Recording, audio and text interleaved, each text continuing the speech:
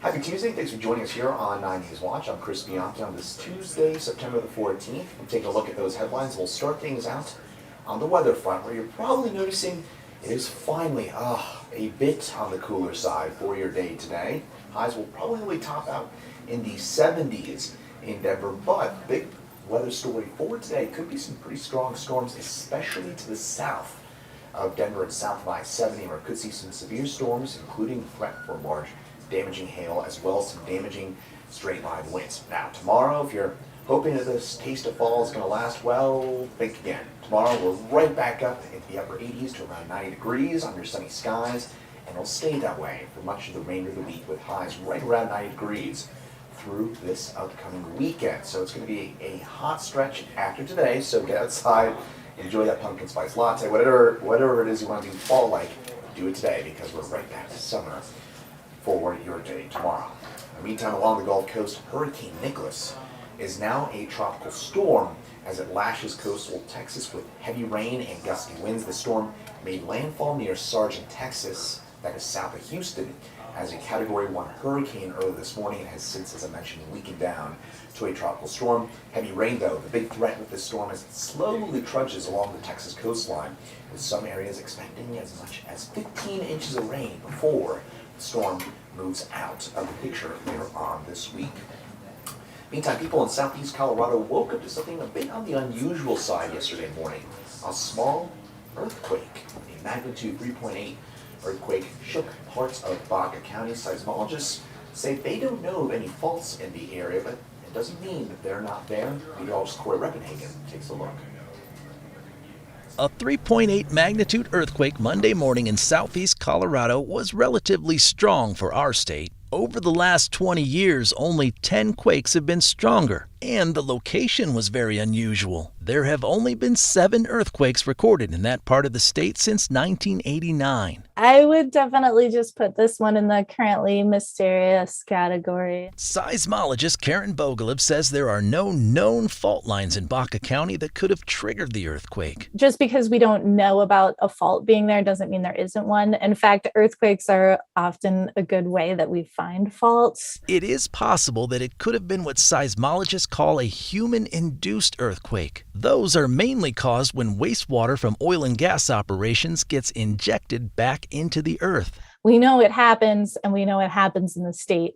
So it's not crazy to wonder about this earthquake. But Bogalib says in this case, the quake was likely not human-induced. She says even though it was in between the Raton Mesa and Oklahoma, where human-induced earthquakes are more common, Baca County doesn't have as much oil and gas activity as its neighbors. Another theory could be plate tectonics. That's when large sections of the Earth move. She says the plate that Colorado sits on is not near other plate boundaries which cause the bigger earthquakes, but there is a section of our plate that is rifting. So that means that plate is actually kind of tearing apart. I always tell people that if you get some property in the San Luis Valley, it might be a good investment because in 10,000 years, it could be beachfront. Baca County is more than 100 miles from the San Luis Valley, but Bogalib says it is possible that the rifting is causing what she calls intraplate earthquakes, and those could be affecting a larger area than scientists are currently aware of. These sorts of earthquakes are not particularly well understood.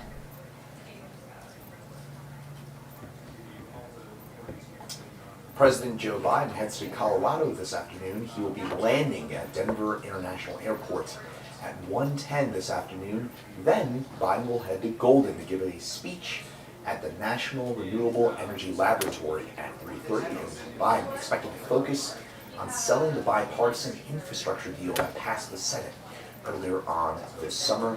Biden will then leave DIA right around 5:10 later on this afternoon. Now we'll be streaming his arrival and his speech live right here on 9 News Watch and 9news.com, so tune in for that. Now, to be honest, not sure whether or not to be excited or disturbed by this. The palm of your hand, that's right, the palm of your hand, could soon serve as your ticket to a Red Rocks concert. Now, starting today, Red Rocks concert goers can sign up to connect their palm to a ticketing account by hovering their hand over a device.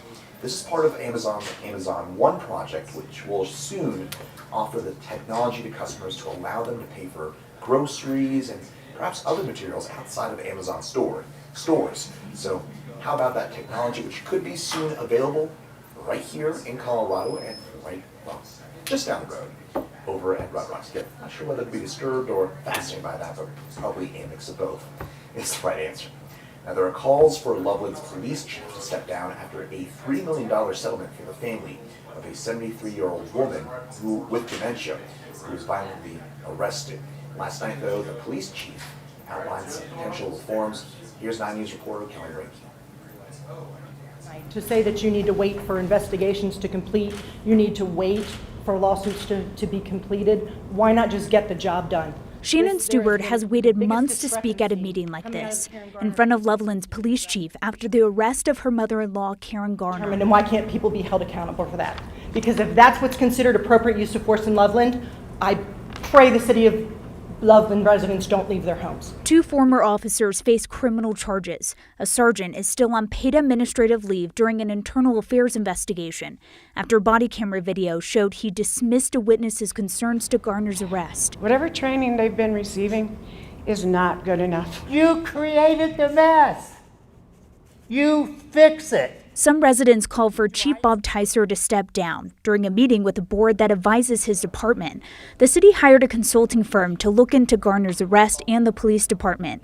In the meantime, officers are now asking for more co-responders, professionals who can help police on calls related to mental health. In the past 28 days, we had 186 calls of service that were mental health related.